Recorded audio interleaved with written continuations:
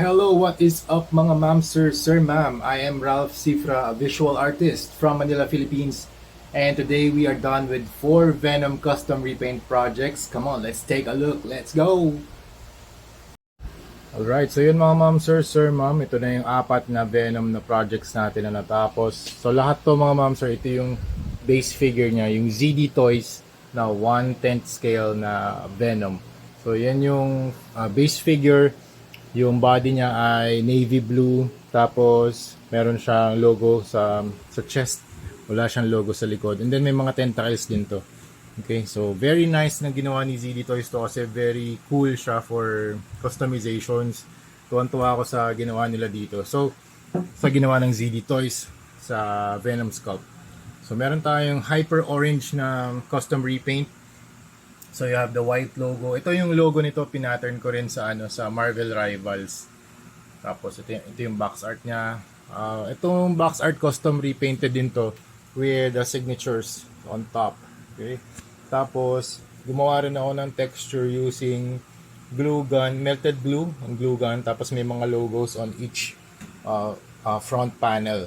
Yan. So this is the black version, ito yung blue version. Ito yung white version na anti-venom. This is the hyper orange version.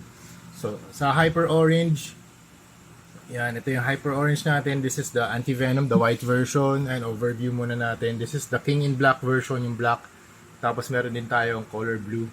And with green splatters or toxins. Yan. Discuss lang natin briefly kung paano ko ginawa si hyper orange. So, black primer. Hindi pala. Ano pala to? Primer gray. Tapos signal red na Bosnia spray paint, 2 to 3 coats, tapos flat clear, and then orange paints from Hero Paints. Yan, maraming salamat nga pala Hero Paints. Yan yung mga paint collection natin. Sobrang dami na nilang binibigay sa atin for custom repaint ng mga projects. Maraming salamat Hero Paints. Yan. So we have so makaka-produce tayo ng mga ganitong klaseng repaints using Hero Paints water-based na mga acrylics. Kaya kung gusto niyo malaman yung mga ibang mga information about Hero Paints, yan, pumunta na kayo sa Lazada or Shopee. Yan, meron din silang mas malalaking ganito, yung Hero Paints. Yan, meron din silang mga military, ng colorway, acid slime, fluorescent. Ito maganda to yung mga fluorescent.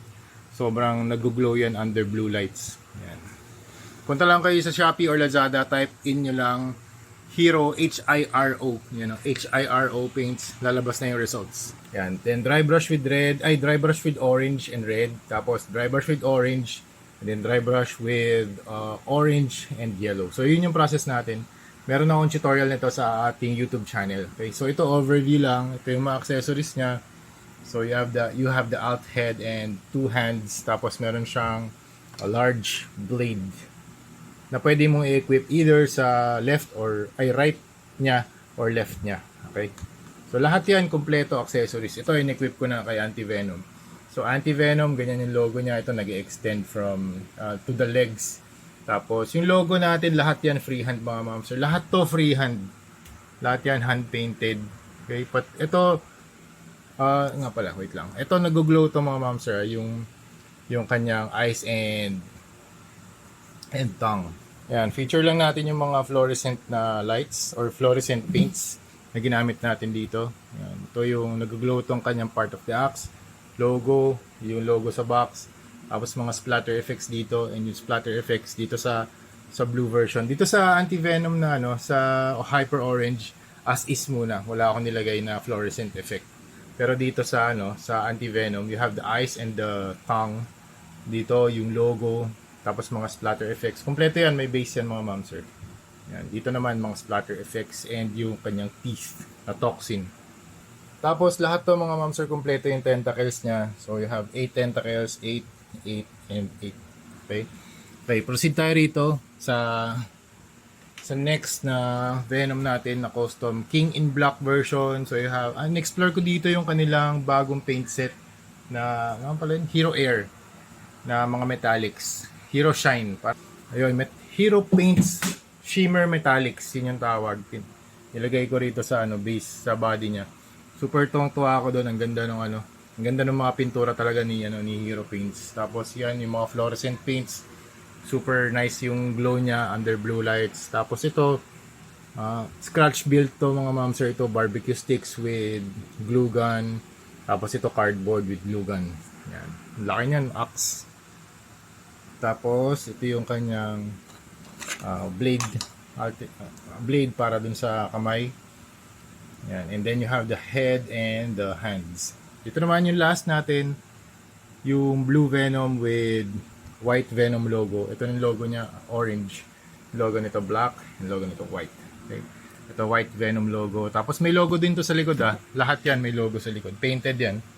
Okay, painted logo. Kasi yung logos dito sa sa Venom ay sa stock pala. Wala siyang logo. Yan. So painted lagi yung natin, yung likod natin. Yan, may mga logos yan sa likod. Mamaya pipicture natin isa-isa. Okay? So yun mga ma'am sir, that's it. Yun ang ating for sale. Yun ang ating custom repainted na mga Venoms na 1/10 scale na ZD Toys. Lahat to mga ma'am sir naka-top coat na yan, protected yan with minor paint scratches and minor paint rubs. Yan, pag mag-articulate kayo ng mga ganitong klaseng action figure, be very careful in moving the joints.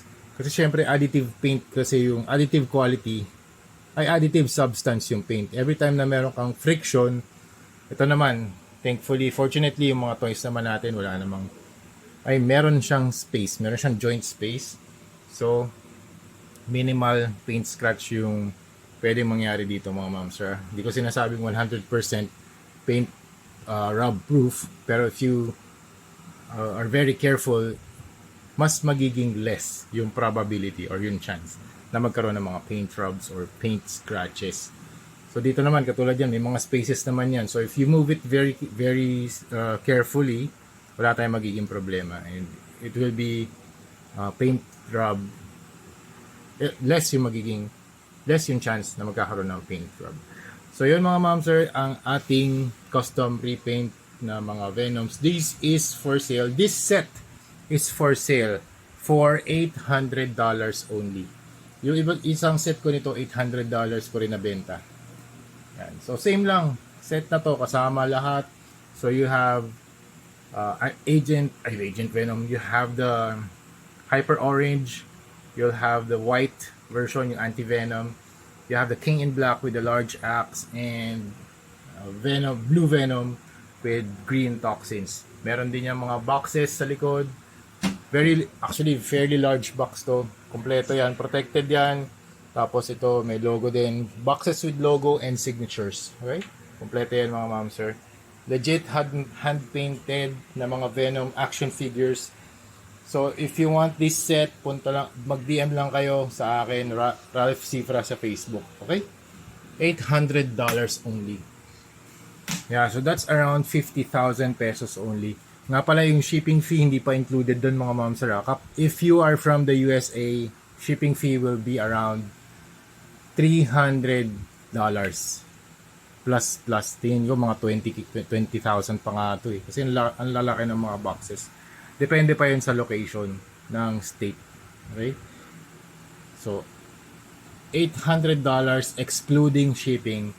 So that's kunwari $300 yun, $1,100. Okay? Yung total kasama yung shipping. Kapag local naman, 50,000 pesos. Okay? So yun lang mga ma'am sir, that's it. Thank you very much for watching and see you sa next video. Bye-bye! Alright, so yun lang mga ma'am sir, ma'am. Thank you very much for watching and see you sa next video. Bye-bye!